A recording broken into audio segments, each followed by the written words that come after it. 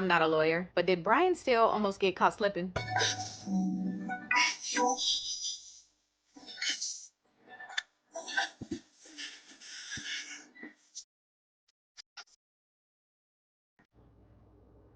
Let me give you a recap of day 73 in the YSL RICO trial.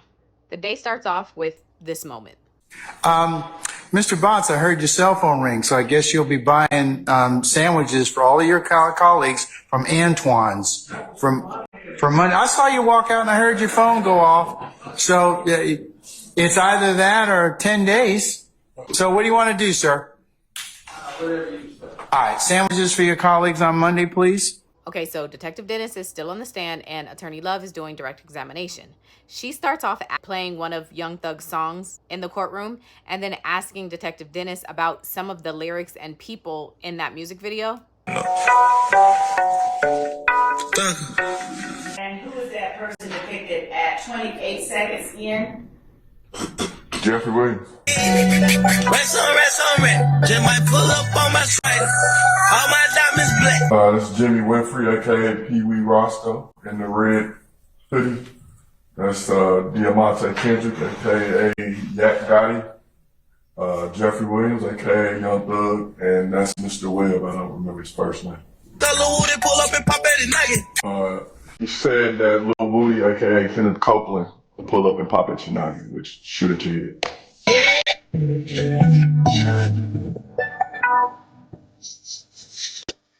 Mr. Jimmy Winfrey. And is he holding anything? He's holding an assault rifle. A nigga play up my attention, I'm better than stick, I'm folding like a wallet. Did you hear the term catch him down bad?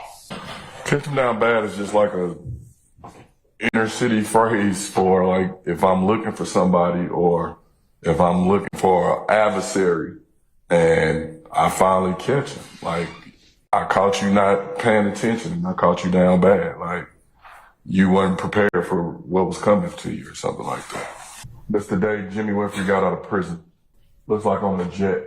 He says, I'm free, death before dishonor. Slap mafia business. For every young goat, free. Bankroll mafia, YSL. Whether you have heard the phrase death before dishonor. Basically not to snitch. And from there, she transitions back to that timeline, but she's asking Detective Dennis about more specifics from those incidents. And it goes for a while, so just bear with me because this might be a long video. What events or incidents were you and Detective Gaither able to close out your cases on? No, we approach. No, you may not.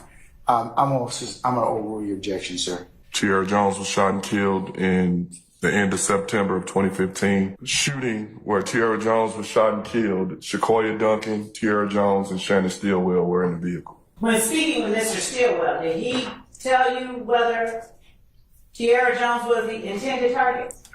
Yes, he basically explained that she was giving his baby mother a ride. She was her Shakoya Duncan's neighbor, and she asked her to give a ride to go pick up her baby daddy, which was Shannon Stillwell. He actually showed remorse that she lost her life. The interactions that we had with Mr. Stillwell were not confrontational. They were positive. Like, okay. Just as it relates to this particular. I didn't say you let finish the answer. Yeah. Your Honor, what did he write? I believe it was an apology or a sympathy note or something. Because he knew she was not the intended target. Because he knew he was the intended target of IF gang. You want me to go back to the chart? If that helps, yes, you may. I can think of Maury, 156 Maury, when Kenneth Copeland and his baby mother and the baby was shot at. He threw the baby in the car, fired back. The driver basically hit the gas, didn't know it was a hump in the street, went airborne, crashed into the house. The front seat passenger cracked his head open, and we had a blood puddle in the vehicle. Gun battle ensued between the two parties.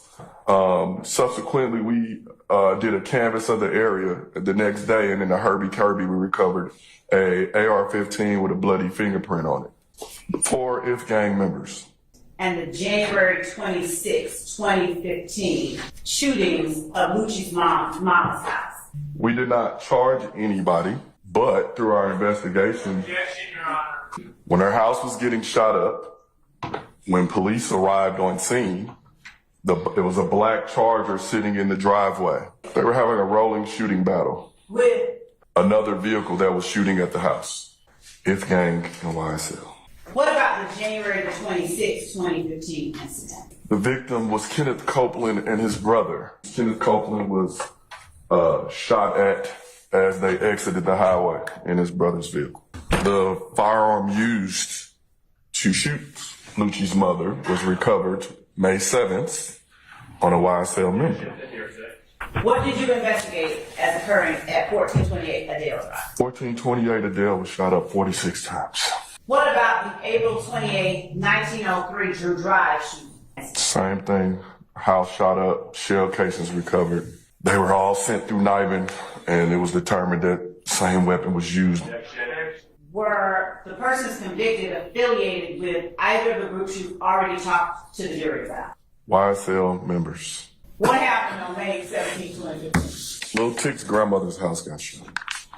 On September 13, 2015. We had a shooting at 322 Glen Street, the Green Store. Who, if anybody, was shot or grazed? Shannon Stillwell. September 30th of 2015. Martinez Duke Arnold was beat up inside of Magic City. By whom? IF gang members. The day or morning beyond the night of September 30th. Martinez Duke Arnold and Diamante Yak Gotti. A retaliatory shooting. The units attempted to stop them at Trestle Tree Apartments. IF gang member Shell Kell and the other IF gang members hung out at Trestle Tree Apartments. Did YSL members also hang out at Trestle Tree? No, ma'am. Do you recall what the last incident or event that you investigated that involved them flying life into 2015 was, the date of the last incident that you investigated? It was October 5th. By the time we got to October, a lot of our incidents originated at Club Crucial. Joint operation between Atlanta Police, ATF, Georgia State Patrol. We set up a detail at Club Crucial. I stood out in front of the club and basically as a spotter. Georgia State Patrol, ATF, and Atlanta Police was positioned in and around. I knew most of the targets. And so as people, different targets between both gangs would come in or come out, I would relay that information to the other units. 2 arrests was made. Philip Collins, a.k.a. Philo. With which group was Philip Collins associated? IF gang. And who else? Kelvin, OG Bentley, Treadwell. And with which group? YSL. By the time we got to December, we had made arrests. And so the violence started to come to an end. Most of the people involved, a lot of them were in custody. And in 2016, did you have any upticks in that violence? Who? What about 2017? Whatever year that Martinez Arnold was assaulted at Magic City again, I don't know what year that was. Who was Duke allegedly assaulted? Donovan Thomas's brother, Marquavius Curtis, a.k.a. Greedy. It happened on January 12th, 2018, which is pretty much the anniversary of Nutt's death. He died on the 10th. The incident happened on the 12th, which is in close proximity to the 10th. And once we start seeing an uptick, the actual name of the gang unit is Targeted Enforcement. So the resources will be utilized to target whatever uptick in crime it was. And so with this incident, we started targeting the incidents and the people that was involved or trying to see what was the correlation to try to stop it. After the murder of Donovan Thomas, did you look into or investigate any matters that related to the desecration of his grave? Someone spray painted his grave Slatt. SLATT. I think that was in 2019. That kind of took it to another level. Max Shart, who represents Shannon Stillwell, is the first attorney to do cross-examination. First, I would like to talk to you about the tragedy of September 26, 2015. That was the day that Tierra Jones was killed. They were purchasing food at JJ's Chicken and Fish, or Fish and Chicken? Chicken and Fish, we'll go with, at University in Pryor. Some individuals followed them from that restaurant, shot in a car, shoot Miss Jones in the head, killed her. They did. The car crashed. Duncan suffered severe leg injuries. Mr. Jackson suffered severe injuries that put him in the hospital as well, correct? Yes. He was shaken up, Mr. Stillwell. Obviously so. He felt did. horrible? Yes. Thank you. You testified in September of 2015. An incident occurred at the Green Store. Someone shot at Mr. Stillwell's head. That is correct. And we don't know who. I had speculation. Okay, well, I don't want you to speculate. If you observed crimes being committed at the compound on April 25th of 2015, you would have put that in your report, correct? Objection, Your Honor, vague. There's nothing vague about that. I stand objection, sir. In writing reports, if you observe a crime, you write it in a report, correct? Objection, Your Honor, vague. I'm gonna sustain the objection. Plus, it's been asked and answered. Mr. Sharp, let's move on to something else, okay? Okay. If you observed any individuals any particular individuals displaying threatening behavior, you would have documented that in your report, correct?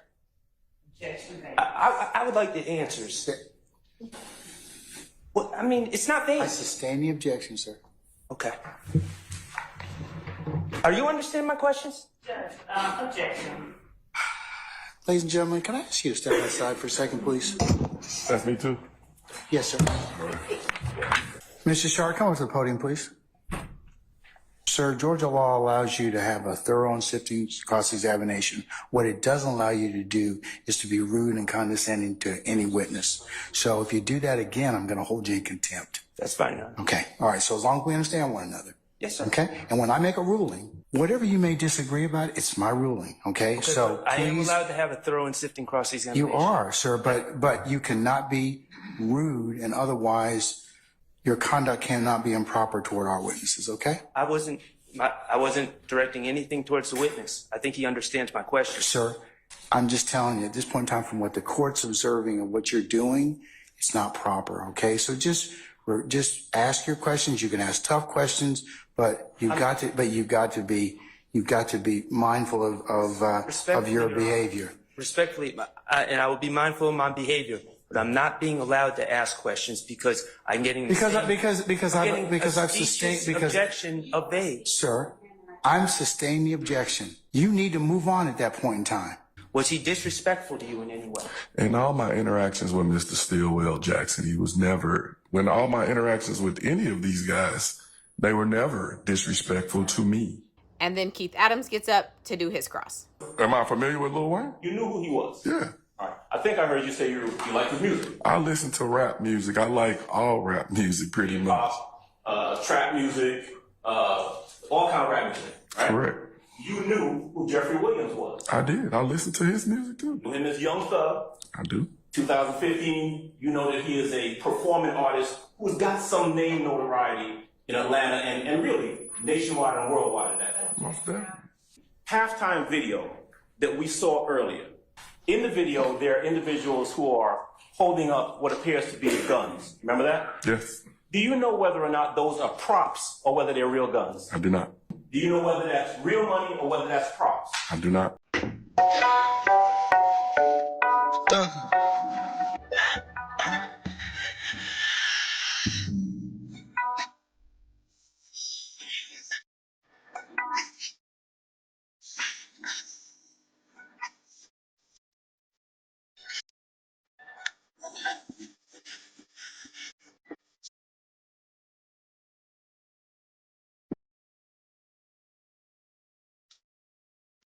Did you pay attention to some of the lyrics as I asked you to do? Yeah, I knew the lyrics myself. Okay. I was actually singing along. Sing along, bopping your head. I was. Right? Because they're catchy, right? Very.